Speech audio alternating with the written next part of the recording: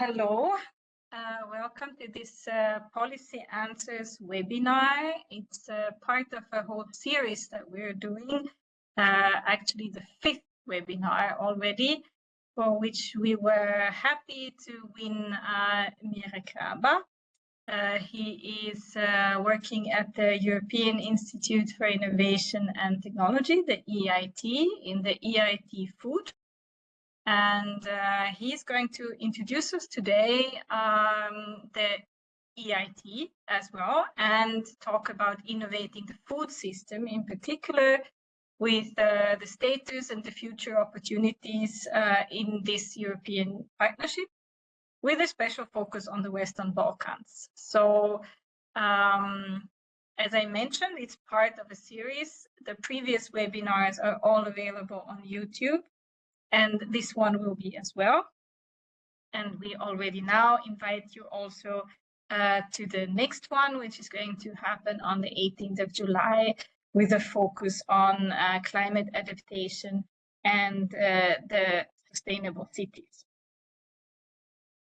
We would also like to invite all our audience to suggest us interesting topics and speakers, if you would like to highlight something where you see a possibility to align policies and priorities in the Western Balkans. In general, we want to invite you to share any ideas, even also event announcements, success stories, and the activities you're doing as we're running this Western Balkans Info Hub. And you can always contact us at this info@ address. And we hope that you're joining us on the website and on the newsletter as well. And additionally, our project has a networking platform, a stakeholder dialogue platform, to which we also invite you to join. The links are provided on the slide. And with this, and without much further ado, I'm handing over the floor to our speaker. And I will invite you to share your screen now and introduce briefly yourself and the activities of the EIT. Hi, Mirek. Hello, good afternoon. Good afternoon. Please confirm you can see my presentation now. I confirm, it's wonderful and looks very healthy. Yes, indeed. Thank you very much. Welcome, everyone. My name is Mirek Raba. I am Key Account Manager for EIT Food. I am based in our co-location center Northeast, which is based in Warsaw. And today I'll try to explain what we do at EIT Food, what are the opportunities for Western Balkans as well.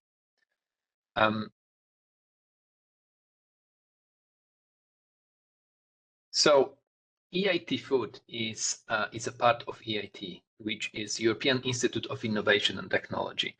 EIT drives innovation by supporting entrepreneurs, innovators, and students across Europe to turn their best ideas into reality.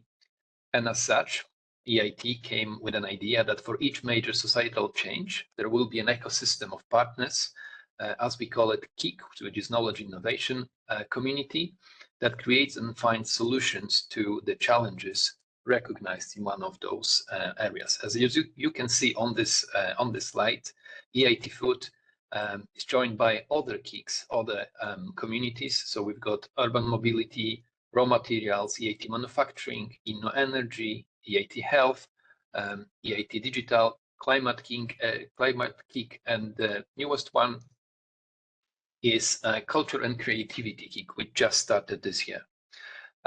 So this is what we do, and this is what we are trying to. We are trying to address the challenges and create the innovation in those areas where we see the biggest challenges. In terms of EIT Food itself, we work across the entire Europe.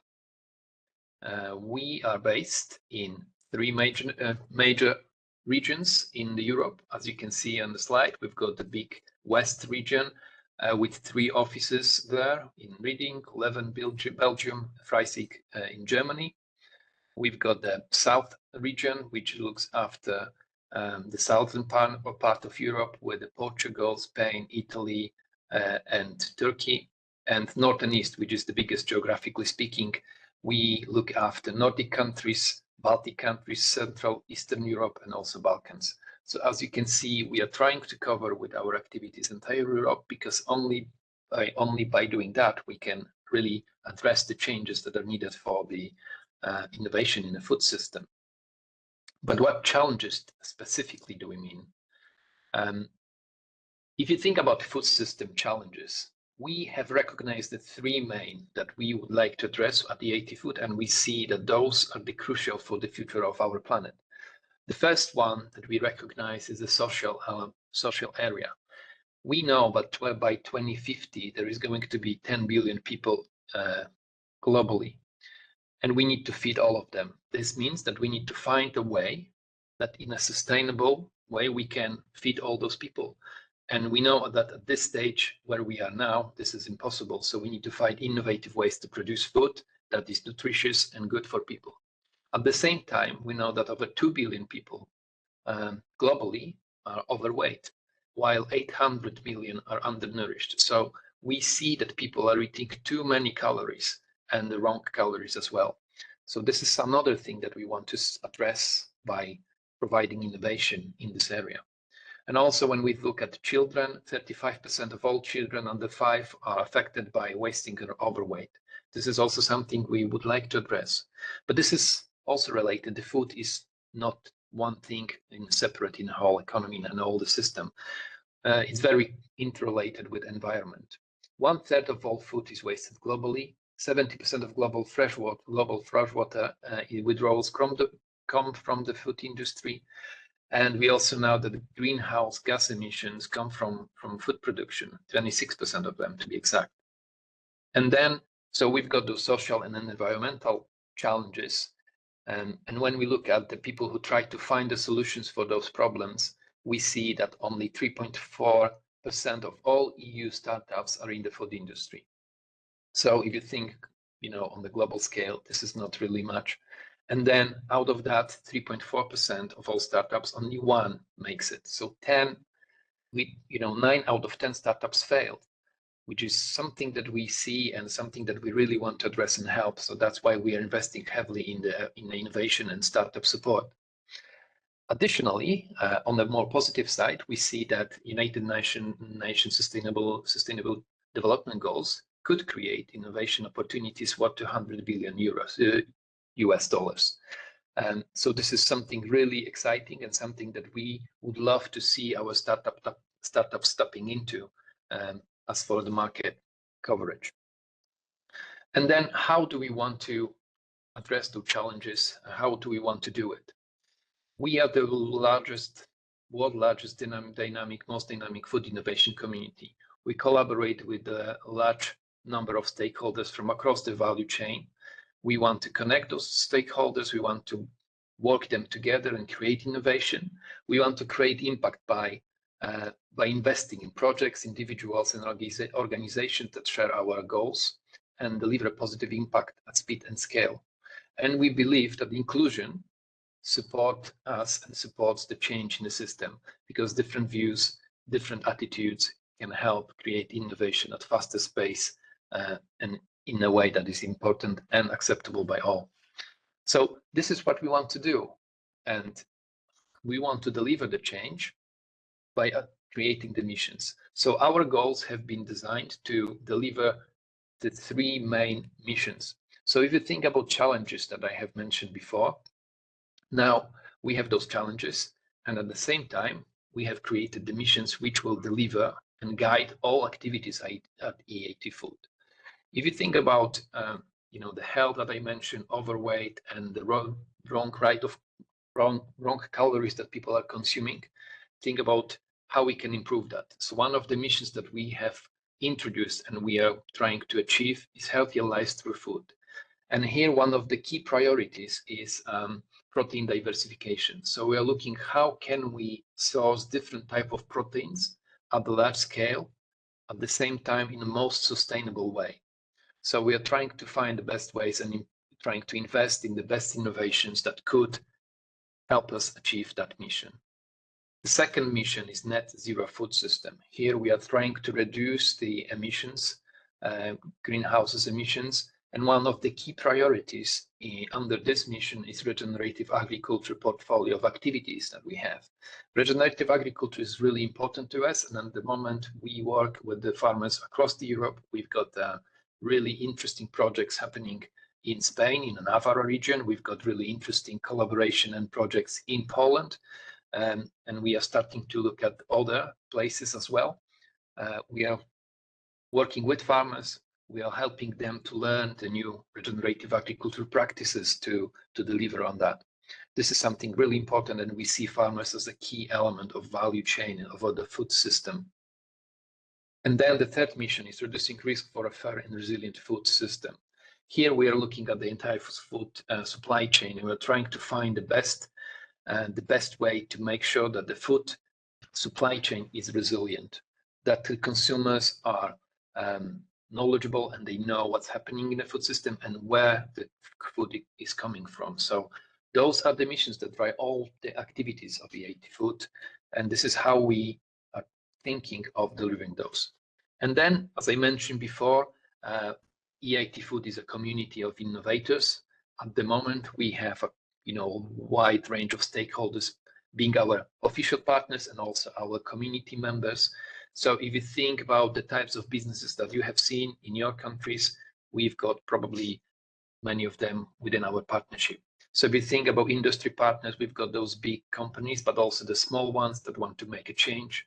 And we've got research centers and universities and also startups that are working towards the one goal of delivering on our 3 missions. This is very, very important to us to have a robust and innovative ecosystem of partners, and we are doing everything we can to sustain and build a strong partnership across entire Europe. Just to give you an example of startups that we are supporting, here this slide gives you a little bit of information that for each of our 3 missions, we have a number of startups that already created innovations that will deliver on those missions. So this is just to give you a hint of a little bit of information what we are doing and how we are trying to achieve those missions through innovations. If you are interested in the details about those startups or missions themselves, all the information is available on EIT Food website, and you are welcome to check. Or if you have more questions around startup area, please don't hesitate to get in touch with me. I'm happy to answer any questions or even later after the presentation. In terms of our impact, so those numbers give you overview what we've done in 2022. And as you can see, what I am really proud of being part of EIT Food is that we have helped people to learn about things that we really care about, how the change in the food system can be met. Is almost 14,000 people that have been educated through a non-degree education and training. We've got involvement of about 24,000 consumers across Europe, which this is really good number. And then if you think about startups that I was mentioning before, we do a lot of work with startups. We support them through our programs. We help them build the business, the strong, resilient business models and products. And those startups that came through our programs attracted 224 million euros. That's a really good number. If you think about the numbers that I mentioned at the beginning, that only 1 out of 10 startups make it. This is really, really a big success. And then if you think about the organization that we have in our community, it's about almost 600. So if you think about creating impact pan-European at the pan-European level, we've got the community to do that, and we've got access to those organizations and people that make the change.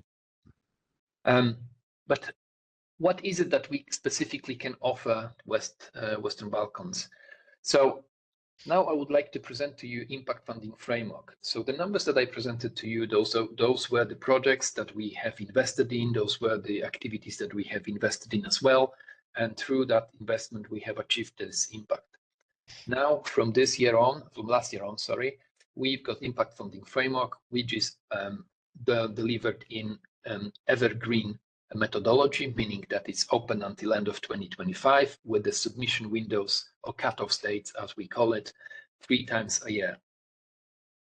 I'll explain a little bit more what we want to achieve and what is available through Impact Funding Framework. So I mentioned the missions before, so we've got those 3 main missions. And I also mentioned, sorry, I've got someone speaking in the background. Okay, so we've got those 3 missions, and under those 3 missions, we've got priorities that we want to address. So regenerative agriculture, I mentioned already, labeling, packaging, and transparency in the supply chain. That's another our priority that we would like to see taking shape in one way or another, and protein diversification. And at the moment, we've got opening fund of about 30 million euros, which is available for projects through this impact funding framework. And there are 2 routes that the projects can be funded. So we've got route number 1, which is called collaborative programs. Through this route, we are looking for a project that can address holistically one of our missions or touch on a couple of our missions that I explained. So looking at the big pan-European consortia of numerous stakeholders that will come to us and say, we've got this idea, we would like to make a change in the food system by addressing, let's say, healthier lives through food mission. And then this is what we want to do. And we would like to apply for the funding. So that's the route number 1. Route number 2 is a single project, and here we're looking at fast-paced, near-term projects delivering immediate innovation, education, and/or entrepreneurship impact. Those are smaller projects where you have maybe 2, 3, 4 organizations that would like to come together and work on a very impactful activity, very close to the market. So here we are looking at innovations that can be commercialized in a near-term future. Those are very often smaller in terms of the funding projects. So this is the very, very quick and fast projects that we have here. And then if you want to understand more what we are looking for in terms of the missions and what kind of impact we are looking at, each mission has its own mission insight reports. So on our website, we've got the data and information available, and you can go through all the information needed. And also, if you are interested in impact funding framework and you would like to apply, or you would like to find a project participant, a project collaborator for those projects, we are also happy to help, and we've got our own online platform where all of our community members are present, and you can post there and you can say that you're looking for someone to join you in this application. One most important thing in this impact funding framework, that the consortial level we are funding up to 70% of the costs of the project. So this is a co-financing mechanism. We're looking for someone who can bring in also about 30% of its own contribution towards the project cost. We fund 70% of a project cost. So this is one of the best opportunities that we have at the moment, and I would really encourage you to look at the more details. And if you are interested, please get in touch with me and we can discuss in more details if you've got an idea already that you would like to fund through this framework. And then what kind of activities can be funded and what we do at EIT Food. So if you think about the innovation, it's not only one thing. We've got a number of things where we want to encourage people to be innovative and try to make a change and create an impact. We have educational activity. We've got our own education department, which work with universities and education institutions to equip brightest minds in Europe and beyond with the skills and knowledge needed for the change in the food system. We are looking at innovation, and here what we mean by the innovation as an activity group is the product innovation or service innovation, business model innovation, something that can be commercialized and put on the market straight away. So when we think about innovation, this is what we mean. And then entrepreneurship. Here we look at the supporting startups, entrepreneurs, businesses, small businesses with the really great ideas that can be game changers in the food system. We have a number of opportunities which I'll come to in a moment in terms of entrepreneurship. And then we've got the area of public engagement, where we want to engage with people in public. We want to we want them to understand a bit more what the food system change is all about, and that it is a positive thing. We also work at the regional level. So as you know, we've got regional innovation scheme for Central Eastern Europe and Balkans. So here we've got additional funding that we can do a bit more. We've got also that for the South region in the EIT Food, where we work with Spain, Italy, and Turkey. And also we've got the public affairs. So here I can give you an example of protein diversification think tank. That is a group of our strategic partners that work on this area of protein diversification, that they created white paper on and policy brief on protein diversification, which has been really well received at the European Commission. So we are trying to, address the food change through innovation, but also a little bit from the policy making point of view. So those are the areas that we are looking at as an innovation gate through. And then, as I mentioned, I would like to highlight the entrepreneurship activities that we have, because those are really, really important and really good opportunities.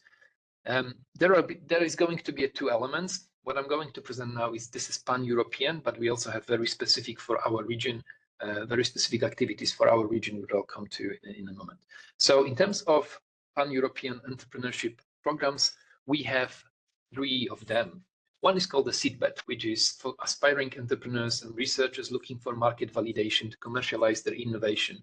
So if you've got an idea, you've got something that you really think can be commercialized and can be this innovation that we're looking for, we have a place for you to check it out, to try it, and to build the business model around it. So this is 4 to 6 months program. We're looking for 40 teams and with the teams for investment potential, with an investment potential. So this is for early stage businesses, or not even businesses, an idea for the business. And then the next stage is a bit more matured idea with and seed startups with traction indicators and that are looking for tech validation and business acceleration. This is for the businesses, if you've got an idea, you've got some kind of prototype maybe, and you would like to see if this is something that can be really put on the market, that's a place for you. We can accelerate that. We can help you build the business to be at the level where you want it to be in, and grow it from there. And then Rising Food Starts is for scale-ups, so businesses that already have really good business set up, and they want to scale and go global, really. So and ready for rapid growth. This is what we're looking for in those businesses. So this is pan-European. So I need to say that the competition to get to those programs is really high, but if the idea is good, we've got space for you. And then, as I mentioned, we also have specific activities for startups, entrepreneurs from the region of Central Eastern Europe, Western Balkans, Baltics, and all that eastern part of Europe. So I'll start with the Team Up, which is for young professionals, innovators. I will briefly tell you what it is about. So we are looking for people that can, on one side, for example, we're looking for scientists with the idea for the product, but they might not have the right business skills to create a startup. And we're looking for someone with a business background, and we're teaming them up. So we've got people with the different backgrounds that complement each other, and we bring them together. We give them money to work together for about 6 months, and they go to the competition and they can win a nice amount of money in the finals if their business is really good and the idea is great. So this is really fantastic to start a business, to see how things can be done, and to bring, to connect with the people that you think you need for your business to grow. So if you've got an idea, this is something to look at. Another really interesting from EIT Food is test farms. So this is for the startups that already have the product for the farmers. Here we match the farmers with the startups. We go to the fields. We take the startups to the field. We show what the product can do on the field, on the farm, and we show it to the customers, which are the farmers. And then we've got Sales Booster, which is for startups ready to sell products. So for the businesses that already have established sales in the local markets. and want to expand globally or pan-European to pan-European markets as well. So we help with that as well. And then we've got other tools. So the challenge labs are delivered by our RIS hubs. So those are the activities for young professionals, innovators in our hubs. And also Jumpstarter, which is cross-geek activity for competition for young professional innovators. So you will see the competition across the startups from all the geeks that I mentioned before, all the EIT communities. So this is the one of the, I would say, the most interesting from my point of view, opportunities for startups. And then I just want to give you a little bit more information about EIT communities in Western Balkans. We've got a launching of EIT community hubs in North Macedonia in 2023, Montenegro and Albania this year, and then Serbia. There will be open call in July and to the end of September 2024. So we are looking for that. And then another opportunity that will take place this year is EIT Infra Booster Practitioner, which I'll talk a bit more in a second about that one. And then we've got EIT Startup Booster and Study Visits, EIT RIS Summit Infra Booster Finals, which will take place in Budapest in November, end of November. So we also have launched the EIT RIS EU website, where you can see all the opportunities across the RIS region. So if you think about all the information that I've mentioned on that website, you can find even more and from across different geeks as well. So this is really important. So if you want to be up to date with all the information, if you want to see what's happening, and if you want to find the opportunity for your country, please go to the website and see for yourself what's available there. So those are a little bit of, just to give you examples what we've done. So all the opportunities that I mentioned for the startups, we run the recruitment for those in the first 3 or 4 months of the year. So the next application window will be it will be from January 2025. Just to give you the context of those dates that you can see on this slide. So yeah, and now InfraBooster. So this is really interesting one, and I would like to spend a bit more time on that one, because this is specifically for the Western Balkans. And what we have here is an interactive training program for representative of scientific institution that own research infrastructures. So the key element of this program is to evaluate importance of research infrastructure for collaboration with industry and generating additional revenue. So it is delivered by the EIT and the University of Warsaw. So here in this program, as you will see, you will learn how to make money out of the research infrastructure that you have at your university or research institute. It is module training with EIT label certification. It is open for representative of scientific organization from Western Balkans and neighboring countries. It's free of charge. There is no fee to take part in that. It's delivered in English. It's delivered online, and it's online meeting and self-work in the virtual learning environment. So there are 3 levels of InfraBooster. The first one is Foundation. This is for individual participants. It takes only about 8 hours, so it's roughly 1 day of work.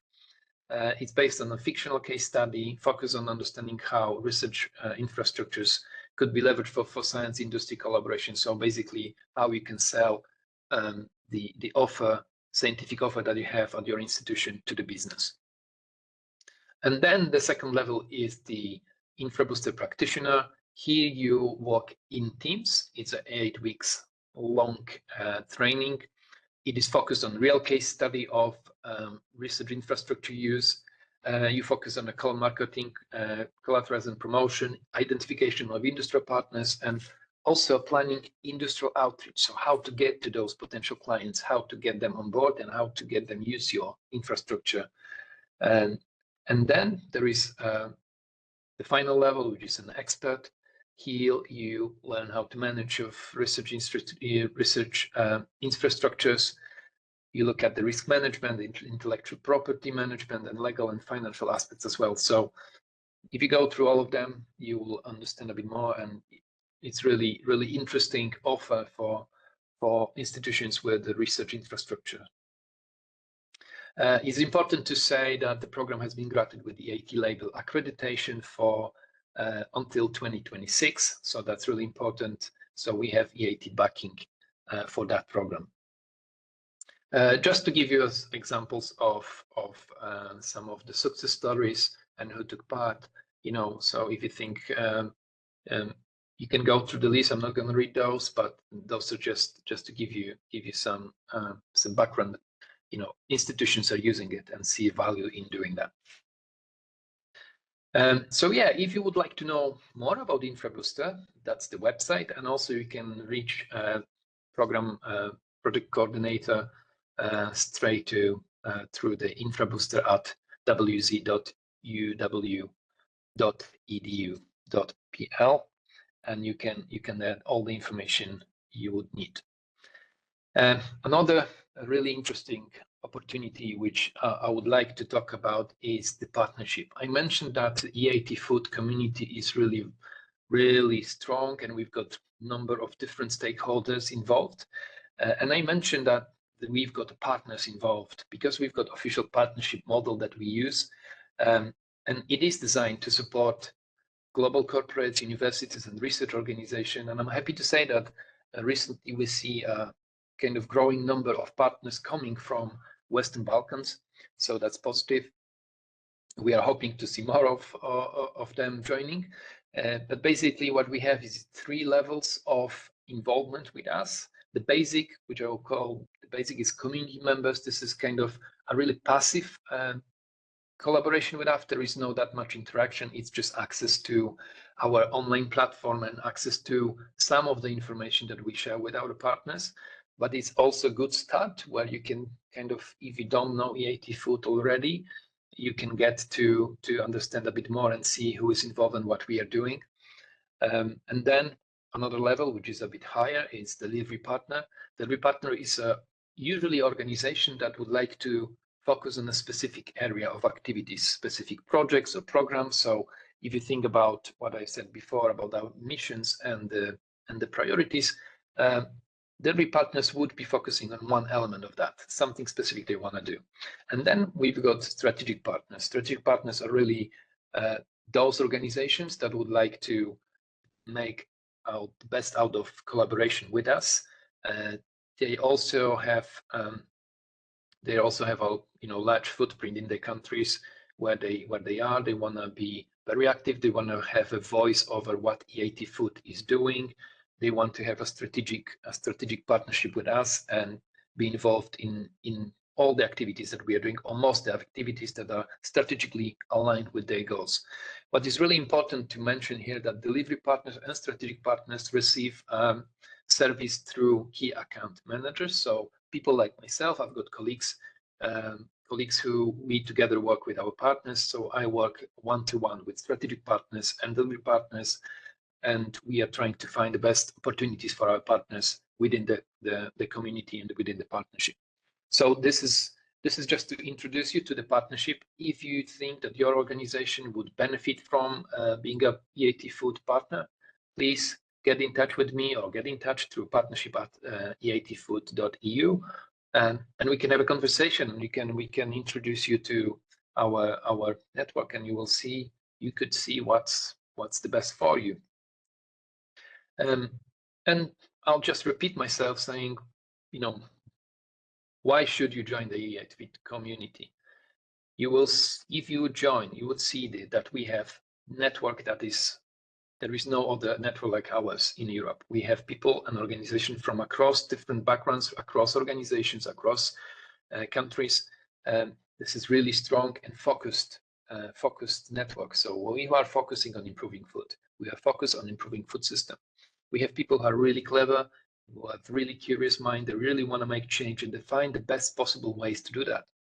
We have a change makers. So the innovation that I mentioned, people, they really want to have a strong belief in a changing food system, and they know how to do it, and they are not afraid of doing it, and they make the change. We've got entrepreneurs, those startups that I mentioned. Those people are really, really keen on making the business for good reasons.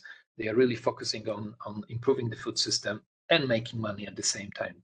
And also throughout the network, we are engaging with the public. We have the means and we have the tools to talk to the public and engage with the public.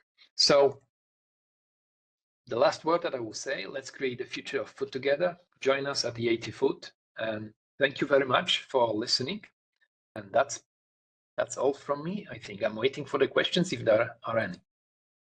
Indeed, thank you very much, Mirek. We hope you will see still a few words, depending on the questions. The floor is now open to everyone who would like to break the ice.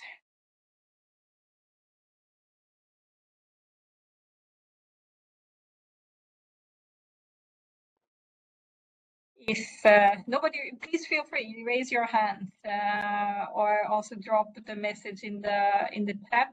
Yeah, Janine, the floor goes to you. Yeah, I just maybe just start. I have just a very practical question, because you said you're mainly also focusing your background areas, more focusing on the startups. How high is the competition as a, let's say, maybe a startup just starting to, if I apply, if I'm not applying especially like for the special program for the Western Balkan countries, if I understood that if I apply for the main program, then I'm competing also with with applicants from Northern Europe, Central Europe. How is that like still, how do you evaluate this, and how do you see the chances for Western Balkan countries? I see, it all depends on the business that you have. So it's not based on the country you're from. It's all about, how good your idea is. So if you really have a really good idea, good product that has a potential to be scaled up and has a potential to change the food or to, to contribute to the missions that we want to achieve, I would say, go for it. And there is no that big a competition. So for me, that's down to that question, really. How good is your product and how good is your business? And we are looking purely on that. We are not looking at whether if we are talking about pan-European programs. Yeah, we are not looking at where the business comes from. The competition is high because there is a high number of applicants. So this is what I meant. So you've got a number. If you think about how many countries is eligible to apply for that, we've got entire Europe, yeah, and associated countries to Horizon Europe as well. So you've got that big pool of startups that might have some also good ideas. So this is what I meant by competition, high competition. In terms of the startups, the projects for the startups from Western Balkans and CE, here you will have a competition from the entire eastern part of Europe, but it's a bit, I would say there is a bit less of competition. We see, for some reason, we don't see that many high technological startups coming. So, there is a good chance of getting on one of those programs dedicated for RIS. Thank you. Yep, got another question here. I think Alike was muted, but I guess she was giving me the floor. Hello to everyone. Hello, Mirek, and thank you for the presentation.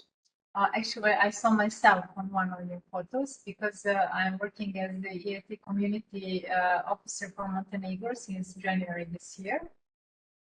So I'm nice nice meeting you too.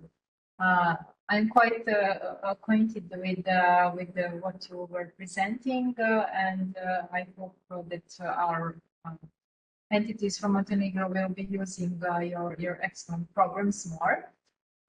But I would just like to ask you, maybe beyond this type of opportunities, like what are the experiences? What do you see as some really good examples of entities from the Western Balkans participating, in which parts, and what would be your suggestions, both for us who are trying to promote these opportunities and these partnerships, and on the performing entities themselves? What are some challenges that you have seen and how those can be overcome.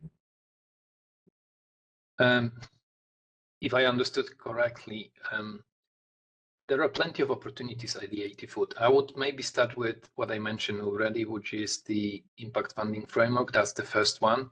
And I would say, if you are a business, I'll start with the business. And if you already have idea to do something within research and development area, within the food industry, and you think it's a risky thing to do, come to EIT Food and we can find a way to fund that. But we need to find partners for that. Yeah, so probably one of the biggest challenges I would say is at the moment is being afraid of asking for that support. Maybe that's my view, you know. But then I would say, yeah, impact funding framework is one of those avenues. And then you also ask about the promotion of activities. Yes. I think what we need to look at is the success stories that we have from Western Balkans, for example, yeah, and the startups that are, for example, startups or other organizations that are doing really well, and maybe we can, you know, have a conversation and use that as an example to promote and provide the, you know, live examples that things can be done in if you really want to do it. And the other thing that I wanted to say is that the partnership is a really good way to understand more how EIT Food can be helpful to achieve your strategic goals as an organization. So we have a number of organizations which are, you know, multinational companies, multinational organizations, but we also have very local small businesses that use this connectivity, this access to network to leverage that network to grow their businesses, to grow their own networks and success stories. Not to talk too much about the business, but let's say educational institutions. Yeah, if you are looking for the consortia for, let's say, Horizon Europe calls, you know, EIT Food Network is a perfect place if you are looking at the, you know, food sector. If you've got an idea for a project or you want to apply to a call, that's where you can find the best people from this specific area of economy. So I would say that's probably the benefit of being part of EIT Food. I hope this answers your questions. Yeah, well, please more ask or less. I mean, we definitely need to see more of these living examples, you know, because sometimes, I mean, I'm also trying to look at it from the perspective of somebody who is looking at these different advertisements of the EIT and so on, and it's all like you see the surface, but you don't always see the living thing behind, you know, how they are living these. Like if we have examples of team up, we can have these people speaking how they go together and how. So we are lacking a little bit this kind of real stuff, and you know, the partnerships are kind of a closed community, and until you are not inside, you don't see really what is there, you know. And okay, you have this picture that the partnerships brings you this and this and that, but until you enter, you don't really see it, and you have to pay to enter, and this is a barrier that we have been talking about also in our network of community officers, because like we were even trying to talk to the EU and engineer to maybe provide some financial support for the first year of partnership in the EIT, because you can really not see it until you become a partner. You cannot see the benefits clearly. So that would be kind of an incentive to really discover all the opportunities of the partnership. But I also wanted to tell you that this is what we see as some barrier from the users. So it's like the surface, the advertisement, but we don't feel so much the life behind this, and we need much more of this type of storytelling and stories, especially for the Western Balkan regions, when we have some good examples and so on. So I mean, I'm Thank in you. the same side as you. We are just thinking how to make it more approachable to the community. No, thank you for that comment. I really appreciate it, and I couldn't agree more. It is a barrier, and we see that as well. We are trying to address that in a way how we are promoting it, because I understand it's difficult to understand from outside, and you know, it is kind of this European kind of way of telling things. Maybe it's not that easily accessible to all. So yes, we are trying to change that, and that's for sure. The one thing that I can give you an example how certain countries support membership in EIT communities, not only EIT Food. I'll give you an example of Poland. We have support for the research institutions.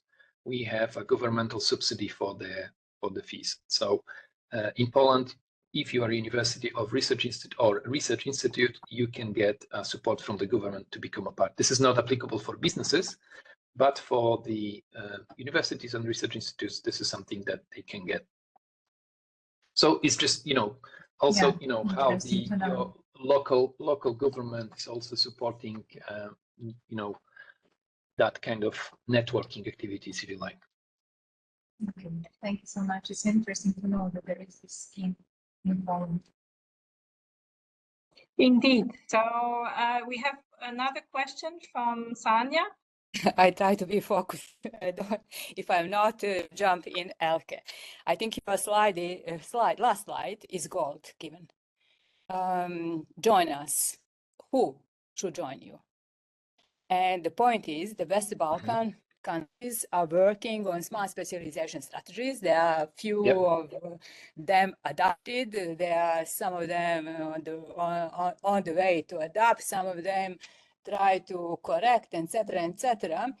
But you can see that JRC did a great job to provide us methodology. I was Minister of Science, Branka, I like so much that she is now in charge. We work together, etc., etc. I don't need to present probably you all of that. But what we see is that we are now struggling with implementation of smart specialization strategy. Agriculture, food value chain is something in the heart of economy of all, I would say, of all Western Balkan countries, economies, sorry. And there are also EU funds available through EPART. There is a new growth plan for Western Balkans, 6 billion euros. And then you see a very poor picture for the projects in this field. I see not only EIT, I see European partnerships and your mechanism, your way of thinking, your way to involve private sector, your way to involve policymaker, private sector to define the cause and the needs. And after that, you invite research community to solve these problems as a goal, as the solution, how you want to really reach the goal, meaning to use in the most effective way resources. Now, I see the point of Branka, but I also see it's not always, you know, at some point you need bottom-up approach, at some point you need top-down approach.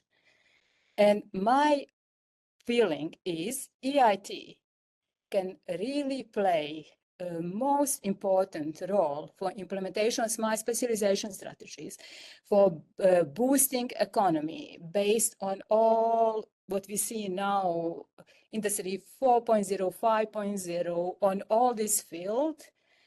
But how you can make a dialogue with a top-up approach for policymakers. And here I see that EIT, European partnerships, can really bring a lot if they can help policymakers in implementing smart specialization strategies, how to use EU funds, how to boost capacity. This is then bottom up, but it's not one side or the other side. My feeling, maybe I'm wrong, you stick to the bottom-up approach, And I can tell you, the bottom-up approach in Western Balkan is very weak. And I stop here. You can ask me any question, or you can whatever, but I would like you to go really from top down for the Western Balkans. Thank you for that comment. Well, in my opinion, to go top down, we would need to be a lobbyist kind of organization, and we are not such an organization. That's why in most cases we are going bottom up, and we want really people to have a say in what we are doing. That's why we have a knowledge innovation triangle, as we call it. Yeah, so we are involving industry, research and education, and also the startups. Yeah, so we've got an academia. So we've got that, you know. Yes, Sanja, do you want to add something at this point? There is in countries like Montenegro, Serbia, who already adopted smart specialization strategy, there is already established governance body.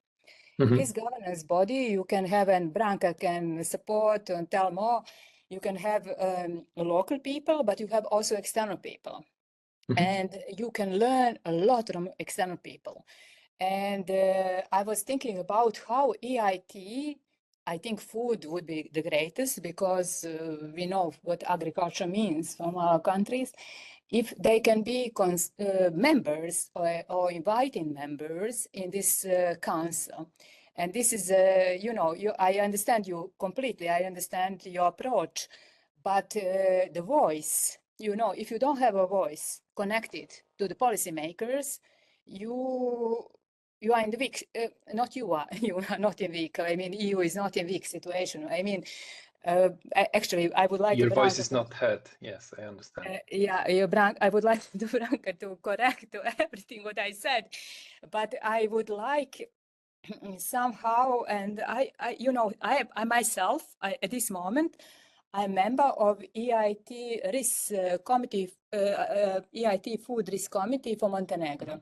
And I enjoy that very much. I see so much, much more from when I was in this situation. But being scientist, being Minister of Science, and seeing this flip-flop, bottom up, top down, sticking to bottom up or sticking to top down does not work. I think I understand your situation, but there is European Commission, there is Jersey, there is a lot of things. Yes. What does it mean, smart specialization strategy on the first place for Western Balkan? And if, for example, it comes up that Montenegro most probably will be the next member of EU, they will come into a really very difficult situation. They will not be able to use IPA funds anymore, and they will not be able to use immediately structural funds anymore. There will be a vacuum situation. And what I see is, again, I don't want to come again, but Jersey did a great job for Western Balkan. And EIT, I put EIT in the middle because we see there are many European partnerships. We see when we made the survey, only 19 of 49 European partnerships express will to cooperate with Western Balkan. Mm.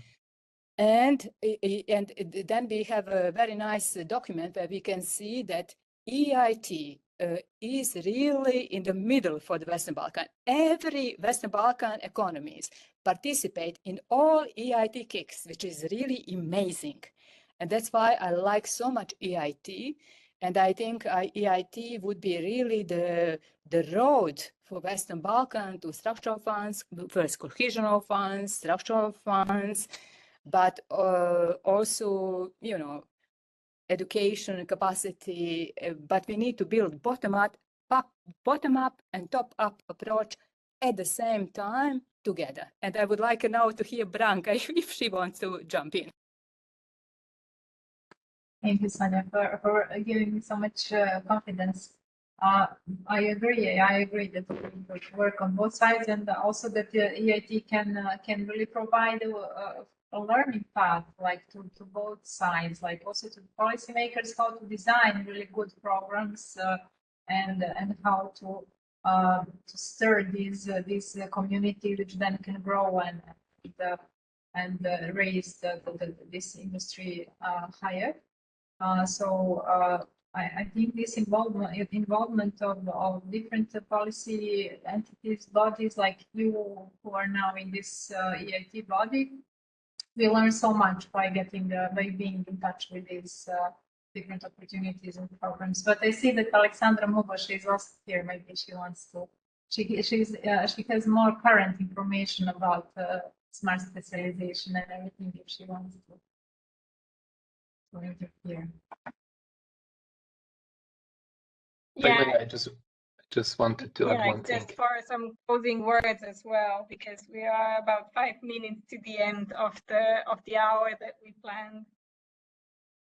Yeah, I just wanted to say that we have tools, and we are working at the moment on new tools, how we can make an impact on policymakers. Just to address your point, Sanja, it's like that we've got a protein diversification think tank, and we have created policy brief and white papers that landed on European Commission President desk. So there is a noticeable work that we've done so far, and we are working on new avenues that we can get to those policymakers, but without being a lobbyist. So we are having tools and developing those tools to make sure that this food system is not only happening somewhere by the farmer on the field, but also by the people who makes decision at the top.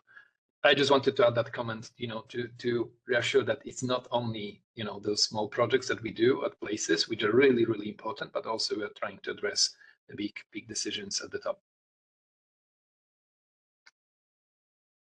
I don't see another hand raised at this point. So I just want to mention that we are really looking forward to hearing your feedback as well.